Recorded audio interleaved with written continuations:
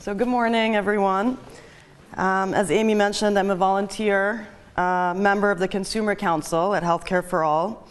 I'm also a healthcare navigator and a patient advocate. I own a company that provides logistical and emotional support to patients and families dealing with our complicated and often perplexing healthcare system. One of my business goals is to provide an extra pair of eyes and ears on the scene to help to prevent medical errors, medication mistakes, and hospital-acquired infections on behalf of my clients. Each year, according to the U.S. Centers for Disease Control, 2 million Americans acquire an infection while they're in the hospital. 100,000 die of that infection. I know firsthand about hospital-acquired infections, and I'm here today to share with you the truth about how traumatic and devastating these infections can be, how they disrupt the lives of patients and their loved ones, and how they completely shatter confidence in the healthcare system. In April 2007, I went to a prominent hospital in the Boston area for what should have been a very simple surgery. What ensued, however, was the beginning of a nightmare, because during that surgery, I acquired negative coagulase staphylococcus, a type of bacteria that was resistant to most antibiotics and that ravaged my left leg and almost caused its amputation. There I was, 30 years old, an accomplished and talented attorney with my whole future ahead of me, and then everything changed. I had to sell my house, give up my job, and move in with my mom in Revere, wheelchair-bound and sick as could be. I went into that surgery healthy and infection-free, and I came out of that surgery with a staph infection. The thing is, I did not know, and I don't think that most people do know, what having a hospital-acquired infection means. I thought, this won't be that bad. I'll just get some antibiotics and I'll be on my way. I was very wrong. Over the past 5 years, since that day in April 2007, I have undergone 17 surgeries and goodness knows how many rounds of intravenous antibiotics to be able to save my leg and start living my life again. I am now finally infection-free, and I was given a total femur and knee titanium prosthesis to replace my infected bones back in 2008. Yet even now, I'm in pain almost every day, some days worse than others, and I must still spend 20 to 25 hours per week in physical therapy and other forms of exercise in order to get my physical strength back and to have as normal a leg as possible. And the sad truth is that I was one of the lucky ones. I had the financial security to be able to be unemployed for years as I focused on my healing. Average Americans cannot take 4 to 5 years off of work while they go through surgery after surgery, rehabilitation after rehabilitation. Most patients, I was told by my doctors, would have opted for amputation, if not because of financial hardship, then because of the sheer emotional toll that these hospital-acquired infections can take on the patients and their families. You know what really saddens me, more than the pain of the infection and surgeries, and more than the disruption in my life for the past 5 years, is the fact that the hospital, a place where I should have felt safe, is the very place that made me sick. I still have not recovered from this sense of betrayal at the hands of my doctors and nurses. At least one of the people in the operating room that day in April 2007, one, did not have the tools necessary to keep me safe, 2, did not comply with the policies that were in place to keep me safe, or 3, some combination thereof. And the problems did not end after the surgery either. A few months after that 2007 surgery, as I was battling the staph infection, I was at home with a very high fever, and my visiting nurse was trying to unscrew my PICC line. And she became frustrated when it would not unscrew easily.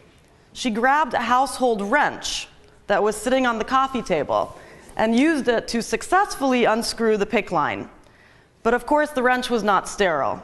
The very next morning, I was rushed to the hospital in an ambulance and admitted to the hospital with an E. coli infection stemming from the PICC line.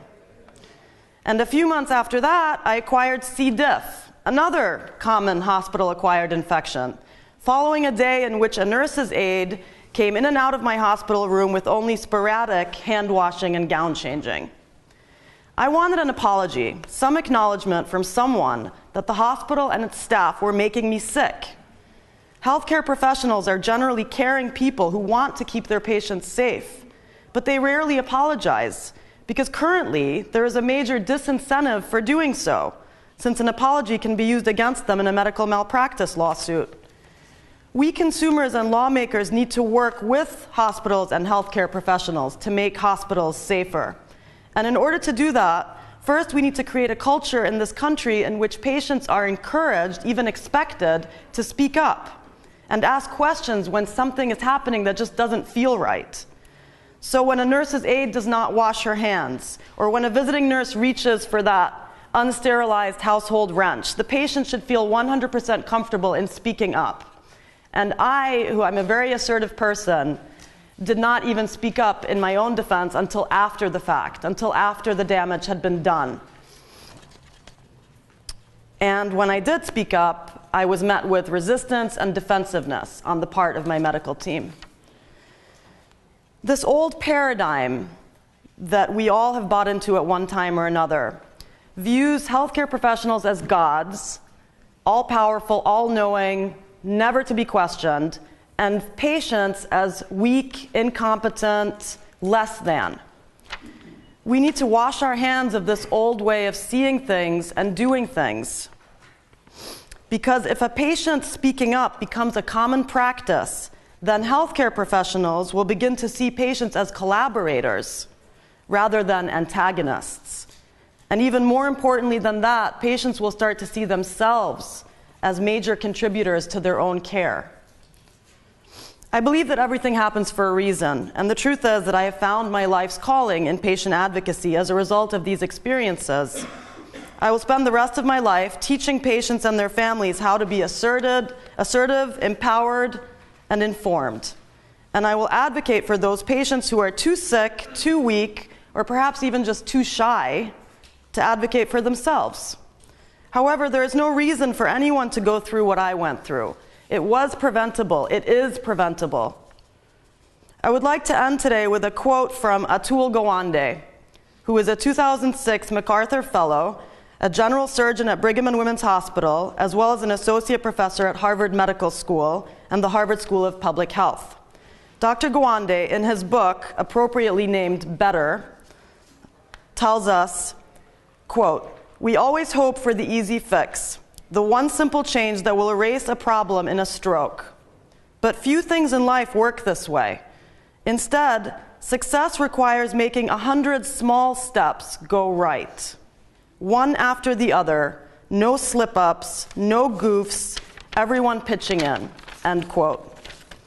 Dr. Gawande is right. We all have to make sure that 100 small steps go right. Let's all do our part, healthcare professionals, consumers, and lawmakers alike. Let's all act with the integrity, compassion, and excellence required to eliminate hospital-acquired infections once and for all. Hospital-acquired infections are like any disease in that they debilitate patients and their families, physically and emotionally. But these infections go even further. They completely shatter our confidence in our hospitals. They destroy our trust in our healthcare providers.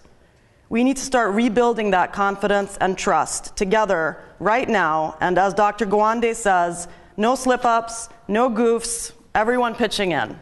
And we can do it. Thank you. Thanks for having me.